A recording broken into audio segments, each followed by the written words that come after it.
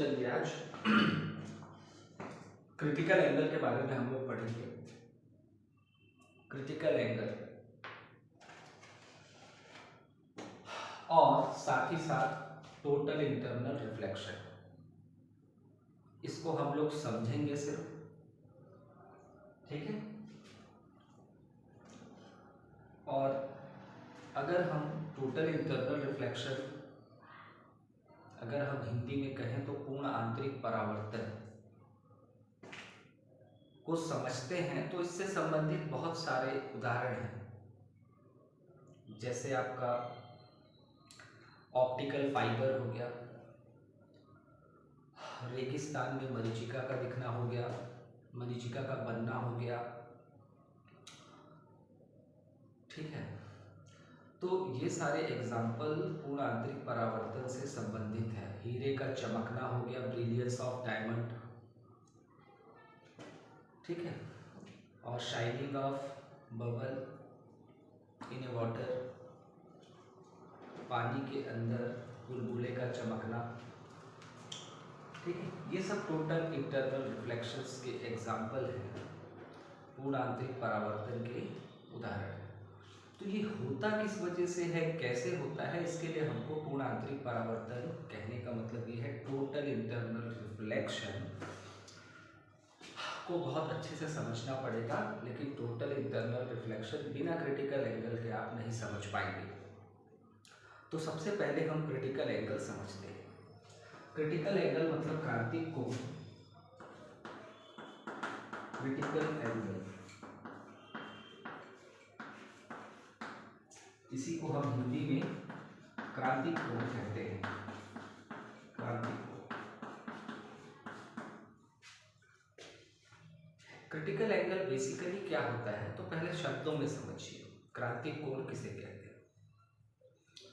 आपतन कोण का वह मान जिसमें अपवर्तन कोण 90 अंश का हो जाए। आपतन कोण के उस मान को क्रांतिक कोण कहेंगे। आपतन कोण का वह मान जिसमें अपवर्तन कोण 90 अंश का हो जाए, आपतन कोण के उस मान को क्रांतिक कोण कहते हैं, ठीक है। एंगल ऑफ इंसिडेंस की ऐसी वैल्यू जिसमें एंगल ऑफ रिफ्रैक्शन 90 डिग्री का हो जाता है, एंगल ऑफ इंसिडेंस की उस वैल्यू को हम लोग क्रिटिकल एंगल बोलते हैं। देखिए अब इसको समझिए। सपोज हमारे पास दो मीडियम है, एक मीडियम एयर है और दूसरा मीडियम वाटर है, और दोनों के बीच का ये इंटरफेस है। क्रिटिकल एंगल का पता हमको तब लगेगा जब हम डेंसर टू रेयरर मीडियम जाएंगे। डेंसर टू रेयरर मीडियम, सघन माध्यम से विरल माध्यम में जाएंगे, मतलब प्रकाश की किरण को आपतित करवाएंगे। डेंसर टू रेयरर मीडियम हम एंगल को इंसिडेंट करवाएंगे तो हमको क्रिटिकल एंगल मिलेगा, ठीक है। तो क्रिटिकल एंगल हमको पता लगाने के लिए लाइट को कहाँ से कहाँ भेजना पड़ता है, ये सबसे पहली चीज है जो आपको समझनी है। तो आंसर है डेंसर टू रेयरर मीडियम, ठीक है। तो चलिए, अगर ये इंटरफेस है तो यहाँ कहीं नॉर्मल होगा, ये नॉर्मल है mn। अपने से हमने इसका नॉमेनक्लेचर कर दिया, नामकरण कर दिया इसका नॉर्मल का, अभिलंब का। यहां से हम एक कोण को आपतित करवाए तो ये एंगल ऑफ इंसिडेंस है। तो इसका एक्चुअल पाथ ये वाला है, बट ये लाइट अगर डेंसर से रेयरर में जा रही है तो moves away from the normal, normal से दूर हटेगी, अभिलंब से दूर हटेगी, क्योंकि ये सघन माध्यम से विरल माध्यम में जा रही है। तो ये ऐसे मुड़ गई, ठीक है। तो ये हो गया R। चलिए I1 R1, हमने एंगल ऑफ इंसिडेंस को बढ़ाया इस तरीके से, ये I2। तो हम क्या देखते हैं, एंगल ऑफ रिफ्रैक्शन भी बढ़ गया, ये R2 हो गया। हमने और एंगल ऑफ इंसिडेंस को बढ़ाया, ये I3, एंगल ऑफ रिफ्रैक्शन और बढ़ गया। जैसे ही हमने इंसिडेंस एंगल को थोड़ा सा और बढ़ाया, I4 पे लाए, ये R3 और एंगल ऑफ रिफ्रैक्शन हो गया ये वाला एंगल हो गया R4, ये पूरा एंगल। अब बताइए, ये नॉर्मल के साथ ये रिफ्रैक्टेड रे कितने डिग्री के एंगल पे है, तो आंसर है 90। तो R4 कितने डिग्री का हो गया, 90 डिग्री का। किस एंगल ऑफ इंसिडेंस पे हुआ, I4 पे हुआ। किस एंगल ऑफ इंसिडेंस पे हुआ, I4 पे हुआ। अगर मैं इसको न्यूमेरिक वैल्यू लेके बताऊं, यही I4 क्या होगा, तो आंसर है यही I4 IC होगा। IC stands for critical angle, IC is known as critical angle. तो क्योंकि एंगल ऑफ इंसिडेंस की इस वैल्यू पे एंगल ऑफ रिफ्रैक्शन 90 डिग्री हुआ है, इसीलिए इस एंगल को हम लोग क्रिटिकल एंगल बोलेंगे।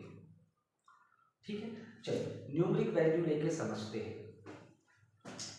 सपोज ये 20 डिग्री, तो R1 भी 20, ठीक है, R1 भी 20।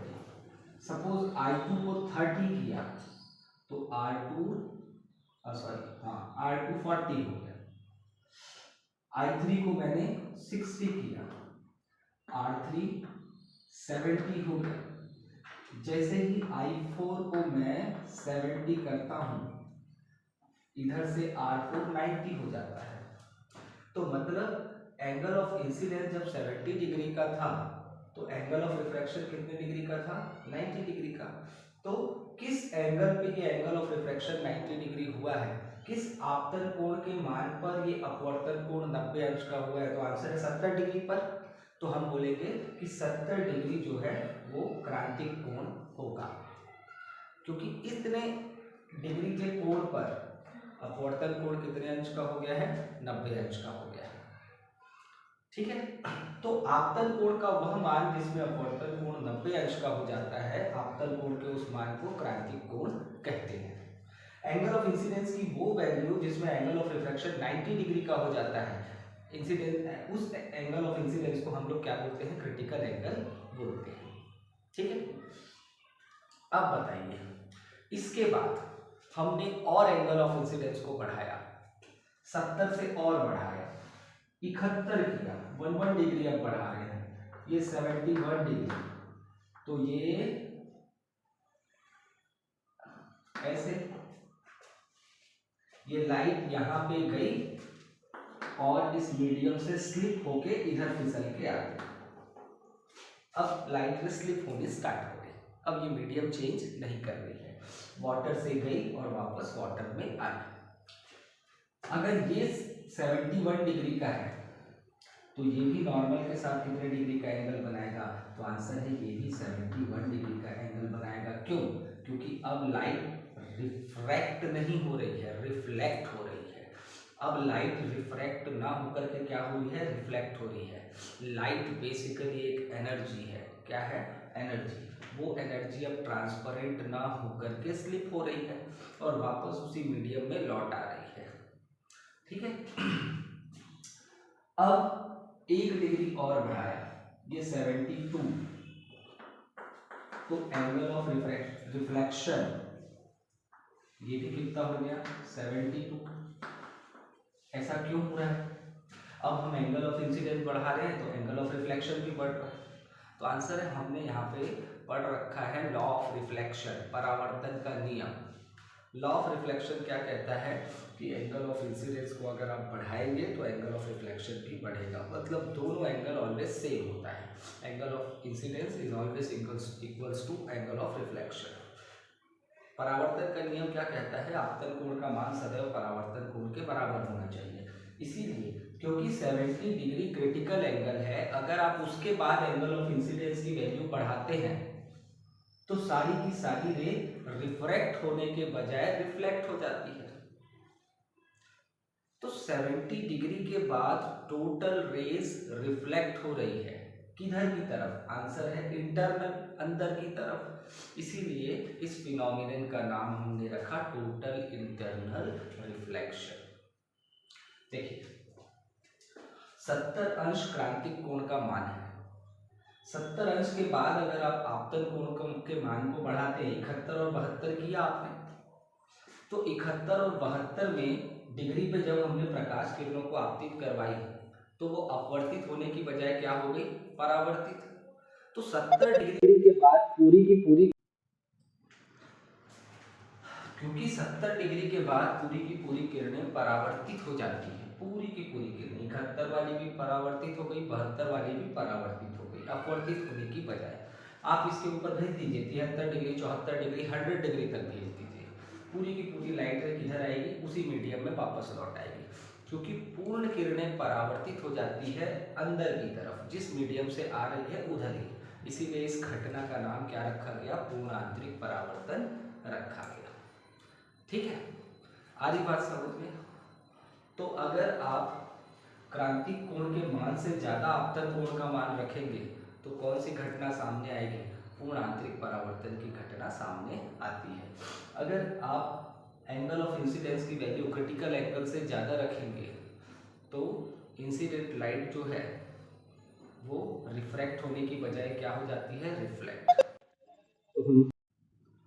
तो हम क्या देखते हैं, हम ये देखते हैं कि पूर्ण आंतरिक परावर्तन जो है हमको देखने को मिलता है। ठीक है, यहाँ पे टोटल इंटरनल रिफ्लेक्शन में, total internal reflection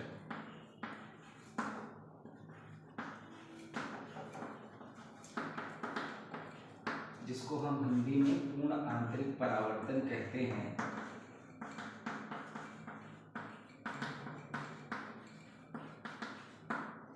total stands for energy. सारी की सारी एनर्जी, कौन सी एनर्जी, लाइट एनर्जी रिफ्लेक्ट हो जाती है। कैसी रिफ्लेक्ट, इंटरनली रिफ्लेक्ट, इसीलिए टोटल इंटरनल रिफ्लेक्शन। पूर्ण का मतलब पूरी की पूरी ऊर्जा, पूर्ण का मतलब पूरी की पूरी ऊर्जा अंदर की तरफ परावर्तित हो जाती है, इसीलिए इस घटना का नाम, कौन सी ऊर्जा, प्रकाश ऊर्जा, इसलिए इस घटना का नाम हमने क्या रखा, पूर्ण आंतरिक परावर्तन रखा। आशा करता हूँ क्रांतिक कोण समझ में आया होगा और पूर्ण आंतरिक परावर्तन भी आपको क्लियर हुआ होगा। ठीक है, तो आज के वीडियो में इतना ही। अगले वीडियो में हम ग्लास लैंप से रिफ्रैक्शन किस तरीके से होता है ये पढ़ेंगे, जिसमें हमको लेटरल शिफ्ट के बारे में पढ़ना है। ठीक है, इसके बाद एपरेंट डेप्थ और रियल डेप्थ में क्या डिफरेंस होता है, और अगर हम किसी चीज़ को देखते हैं, पानी के अंदर में स्थित कोई भी वस्तु को देखते हैं तो वो हमको वास्तविक गहराई से कुछ ऊपर उठी हुई दिखाई देती है, रियल डेप्थ से कुछ ऊपर उठी हुई दिखती है। तो वो वाला डिफरेंस कितना होता है उसको हमको समझना है और उसके लिए फॉर्मूला डिराइव करना है। तो आज की क्लास में इतना ही, थैंक यू।